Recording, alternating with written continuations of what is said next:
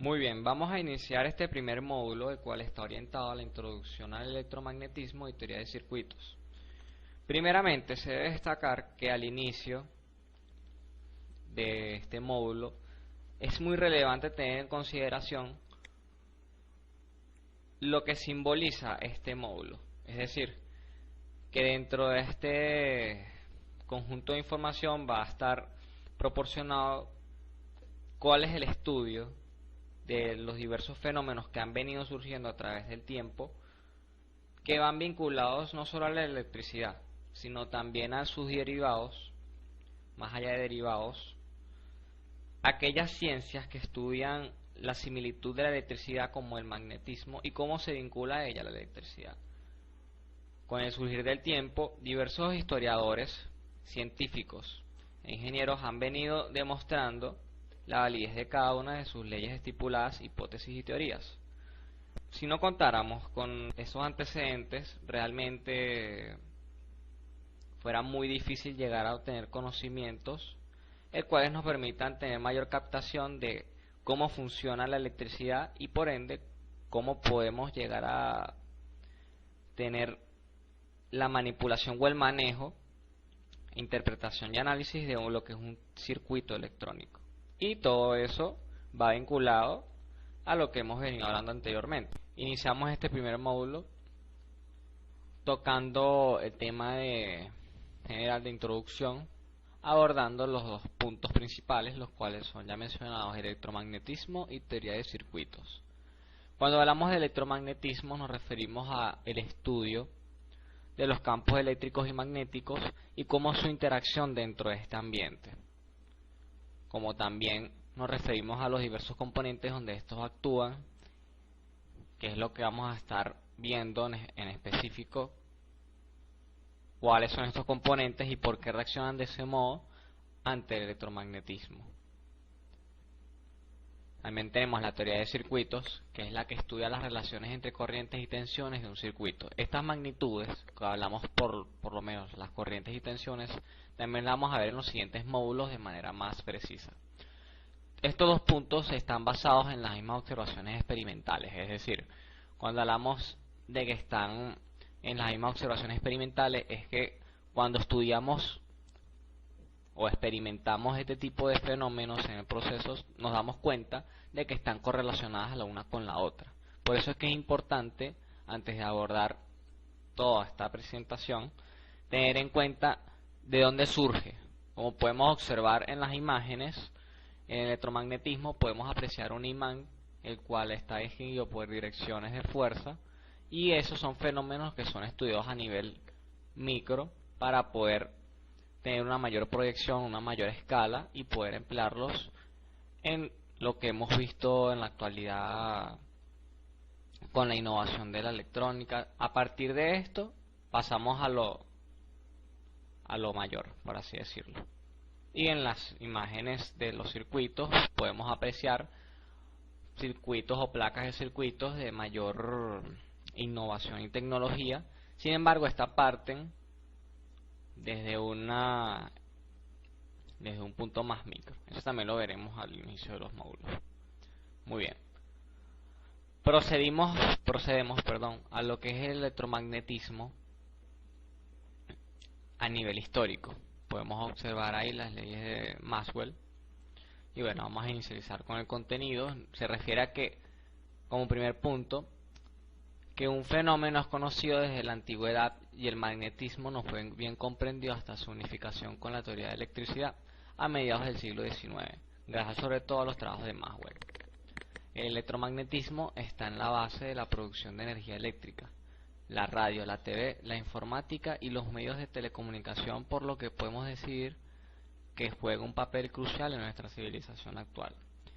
Se abordará de forma sencilla, sin gran aparato matemático, para hacer comprensible algunas de sus características más importantes. Es decir, lo que hablamos en esta primer parte es que con el transcurso de los fenómenos de la electricidad se ha venido surgiendo en paralelo diversos fenómenos que van más orientados a lo que son los fenómenos magnéticos, y esta se vincula a la electricidad. Sin embargo, los historiadores han tratado de buscar ciertas características que unifiquen estas ambas a estas, y realmente se ha logrado la certificación de eso. Realmente la electricidad y el magnetismo van correlacionados, sin embargo son dos procesos que, a pesar de estar relacionados, trabajan de manera distinta. Y bueno, como ya se ha hablado, esto también influye en los aparatos electrónicos con los cuales hoy interactuamos y manejamos. Y bueno, no solamente hay interacción eléctrica, sino magnética. En el siguiente punto hablamos de puntos más concisos sobre, por lo menos, el campo magnético es el único en que las líneas de fuerza que indican la dirección del campo son visibles. Es decir, que en un campo magnético se va a ver líneas las cuales deben ser receptivas visualmente. Es decir, que si, como en la primera imagen, podemos apreciar las líneas de fuerza, si ponemos, en este caso son escarchas magnéticas, las cuales interactúan entre sí, se ve de manera visual. Como se los acabo de acotar, en la figura se observa una superficie salpicada de limaduras de hierro. Ante la presencia de un imán, se alinearán según sus líneas de fuerza, debido a que cada partícula de hierro se convierte en un pequeño imán y todas ellas se alinean según las líneas de fuerza existentes. Existe el convenio de admitir que las líneas de fuerza salen del polo norte del imán y se introducen por el polo sur, tal como vemos en la figura adjunta. Dentro del imán, las líneas de fuerza se mantendrán paralelas, indicando un valor homogéneo de la intensidad del campo.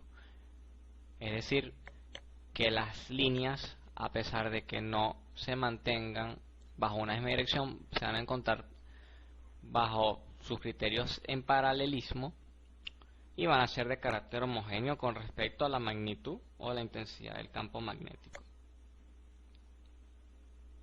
Como se pudo apreciar, se siguieron resultando más hipótesis. Como podemos ver, investigando sobre el campo magnético, Hørsted realizó la experiencia que vemos en la imagen adjunta. En principio, la brújula señala el norte gráfico, pero cerrando el circuito cambia su orientación de forma que se sitúa perpendicular a la corriente. Esta dirección daba el mismo resultado en cualquier lugar que pusiera la brújula. La única interpretación posible era que las corrientes creaban las líneas de fuerza magnéticas circulares y concéntricas con la corriente. ¿Qué quiere decir? Que no solamente porque haya una respectiva intensidad de corriente, esta, al igual que la imagen anterior, se va a mantener en paralelo pero en distintos sentidos. En este caso, la corriente sí obtiene un sentido común y una dirección común, el cual una corriente va a estar orientada a una dirección determinada. Es decir, si el flujo de la corriente se mantiene en sentido derecho, esa misma corriente se va a mantener sobre esa dirección independientemente de los elementos pasivos que influyan dentro de ella. Sin embargo, si un elemento activo influye sobre esta, cambiará su sentido de corriente. Eso lo veremos en los módulos siguientes.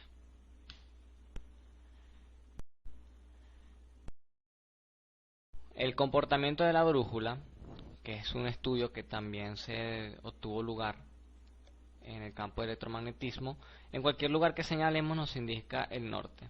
La explicación, como podemos ver en los siguientes puntos: la Tierra es un gran imán con sus polos cerca de los polos geográficos, y la brújula es un pequeño imán con muy poco rozamiento, lo que le permite moverse en el campo magnético terrestre.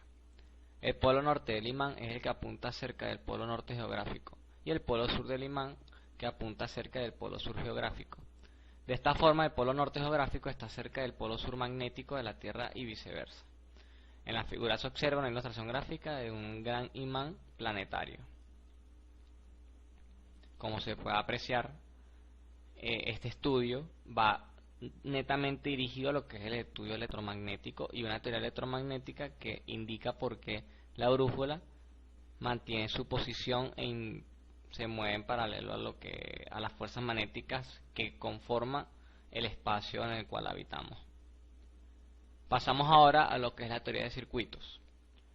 Cuando hablamos de teoría de circuitos es importante destacar que esto es lo que las personas que estudian este campo es realmente relevante, que tengan conocimientos básicos no solamente de sus elementos, sino de ¿De dónde se origina esto? Históricamente, la teoría de los circuitos eléctricos recibió el nombre de electrocinética y se desarrolla de una forma independiente de la teoría electromagnética.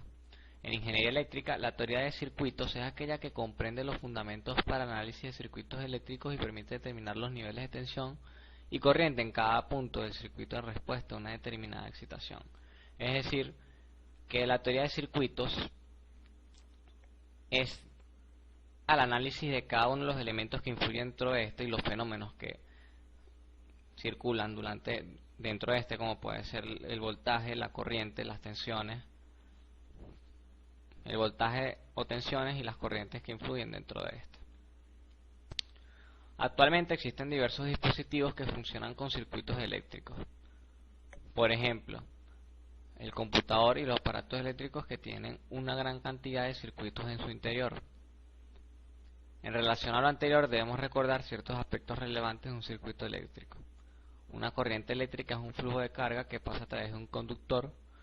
Un circuito eléctrico funciona mediante la conexión de ciertos elementos, de modo que la electricidad puede pasar a través de esto, que es lo que hemos venido nombrando anteriormente al inicio del curso. Todos estos elementos y sus características van a ser nombrados en los siguientes módulos. De manera general, en los estudios universitarios de ingeniería eléctrica o electrónica suele darse como una asignatura cuyo objetivo es permitir el progreso del futuro del ingeniero en las materias de naturaleza eléctrica, electrónica y energía. Es muy importante que todas las personas que estamos estudiando este campo tengamos este conocimiento y esta noción básica, conocimiento de cómo funciona un circuito electrónico como tal. Para el aprendizaje de las teorías de circuitos es necesario tener unos conocimientos matemáticos básicos en geometría, resolución de sistemas de ecuaciones, lineales, aritmético de números complejos y cálculo diferencial. Muy bien, cuando hablamos de la ley de Biot-Savart, que es la parte práctica de todos estos contenidos, para enfocarnos en eso, vamos a hacer un estudio a lo que es el magnetismo, tomando en cuenta lo que es la vinculación con la electricidad, el flujo y el fenómeno que éste participa con lo que es el campo eléctrico y el campo magnético. Ok, la ley de Biot-Savart va vinculada a lo que es el campo magnético y la creación por cargas puntuales, es decir, cargas que están ubicadas en un espacio determinado y que se encuentran en movimiento. Como podemos observar en la gráfica, podemos apreciar una carga Q que está en amarillo y está desplazada por una longitud que es el vector R, que es la flecha negra del medio, y estaba dirigido a un punto puntual en el espacio. El vector R, como bien sabemos todos, un vector es aquella coordenada que posee un módulo, una magnitud, posee una dirección y un sentido y se encuentra ubicado dentro de un espacio. En este caso, el vector R representa lo que acabamos de mencionar anteriormente. Sin embargo, el vector B representa una fuerza que va hacia la parte superior derecha y esto genera así un ángulo de desplazamiento, el cual denominamos θ. Y esto va vinculado, o esto genera desde el desplazamiento de la fuerza, el fenómeno que genera esta carga hasta el punto P, es conocido como campo magnético, donde está ubicado la X y el campo magnético, donde reflejamos a través de la ecuación. Nos referimos a que el campo magnético es igual a la constante de masa, el cual está estipulada en diversas bibliografías. Va a ser igual, o es proporcional, mejor dicho, esta constante es proporcional a la multiplicación de la carga por la multiplicación de sus vectores entre la distancia al cuadrado.